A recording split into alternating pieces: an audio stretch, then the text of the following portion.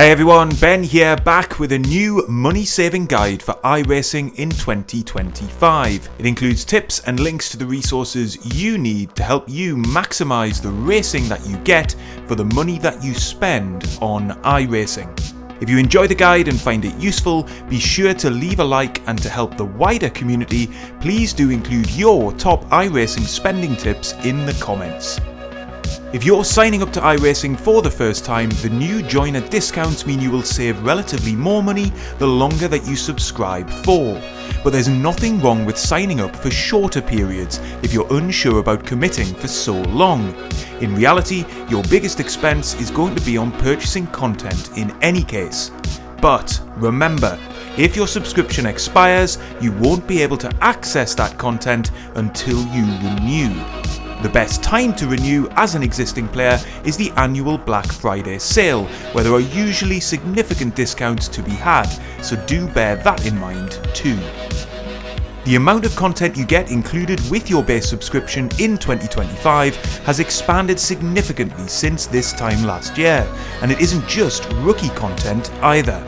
Circuito de Navarra, Circuit de Lebanon, Motorsport Arena of Schleiben, Snetterton Circuit and Winton Motor Raceway were all added to the base subscription, and the BMW M2 CS racing car arrived as well. So don't feel the need to rush to buy loads of new stuff early on once you move on from rookies to D-Class. At this stage, it's worth taking a look for series that maximise free content, and you can use the wonderful IRBG website to sort through each series. Looking at the full Season 1 2025 D-Class schedules, the Clio Cup Fixed runs 7 free tracks, the FIA Formula 4 Challenge runs 4 free tracks, as does the Ferrari GT3 Challenge. And of course, existing base subscription cars like the Toyota GR86, the Mazda MX-5 Cup and the FF1600 are all eligible for racing in some higher class series too.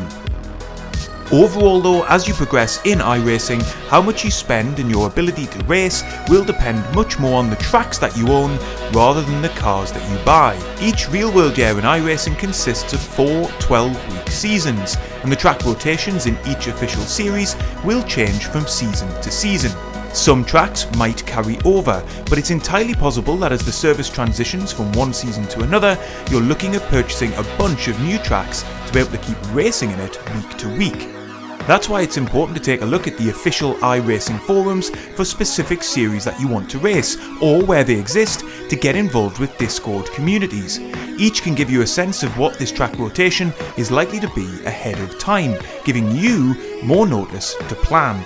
To help you with specific purchases, once again, you can use the IRBG website to help you see how many series are using the same tracks in a given season, which could mean that if you buy them, you can race it in multiple weeks.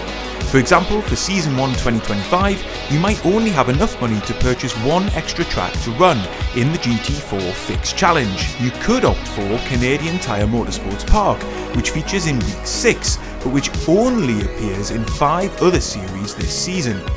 Or you could opt for Road America, which features in Week 12 in the GT4 series, but also features in 22 other series this season, including the hugely popular Porsche Cup, F3 and IMSA series. I've included a link to the IRBG site in the description below. Building on these points, over the last 18 months, iRacing has also prioritised restructuring many official road series to provide opportunities to buy strategically to maximise the racing you can do versus the money that you spend. A number of series now use the same or highly similar track rotations. For example, the GT4 Fixed, TCR Open and Fixed, LMP3 Trophy and Sports Car Challenge all use many of the same tracks each season. It means if you prioritise purchasing circuits for the GT4 Fixed, you'll have a decent chance to also run 15 and 30-minute TCR races for many of those weeks, 20-minute fixed LMP3 races, and 30-minute multi-class races with GT4 and LMP3 cars, providing you own the cars required. Speaking of cars, some are eligible for multiple series too, spanning several classes, giving you multiple options to race each week, even as you progress up the iRacing ladder. A great example of this in 2025 is the Ferrari 296 GT3, which has its own fixed series and features in the Rainmaster fixed series in D-Class, and is in the GT3 fixed, GT Sprint and Endurance series, and the host of official IMSA series too.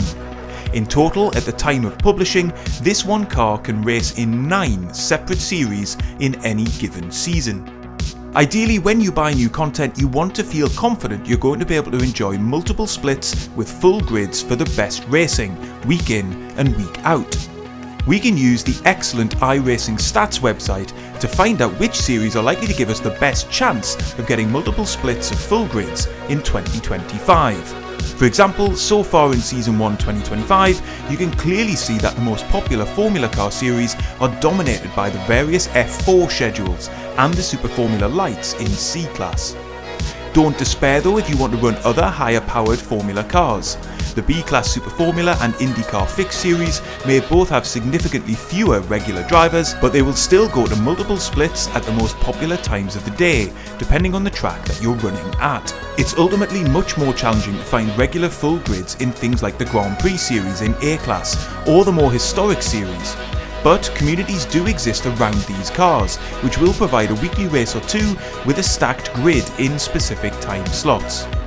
On the sports car side, you can see many of the series I've talked about so far in this guide dominate. But it's worth giving special mention to the Ringmeister series, which runs the Nordschleife every week with a rotating car class. This can be lots of fun if you're a fan of the Green Hell. iRacing also features bulk buying discounts that you can take advantage of. By using the tools mentioned in this video, you can utilise these to maximise what you can race in any given season and save a little bit of money as you do so. However, a note of caution here. I would always prioritise content that you're likely to use and not just buy extra tracks for the sake of achieving the discount. Sure, you might be saving some money in the short term, but if you don't really race on that content, then what does it matter? The same goes for season credit bonuses too, awarded for competing in 8 of the 12 rounds of a season. The amount you get back will very likely be a lot less than you'll need to spend on tracks to complete an 8-race season, at least in your initial years on the service. It's more sensible to treat these as the bonuses that they're badged as, something to be happy that you get for completing a season that you wanted to anyway, rather than a way to save money or generate significant funds to reinvest in the sim. In 2025, we also have the benefit of a revamped test drive feature during maintenance periods. Now badged as Demo Drive, the experience of testing content you don't own has become more user-friendly. Gone are the separate credentials, and included is an extended period post-maintenance periods where Demo Drive remains open, creating a bigger window to try out new content for free before you hit buy. Alternatively, if you want a sense of how different series shape up on iRacing, you can check out any of the videos on screen now, which highlight some of my favourite races I've had on the service, and they'll give you a good sense of what you can expect from different car classes and track combinations. I hope you found this guide helpful, and I'll see you on the next one.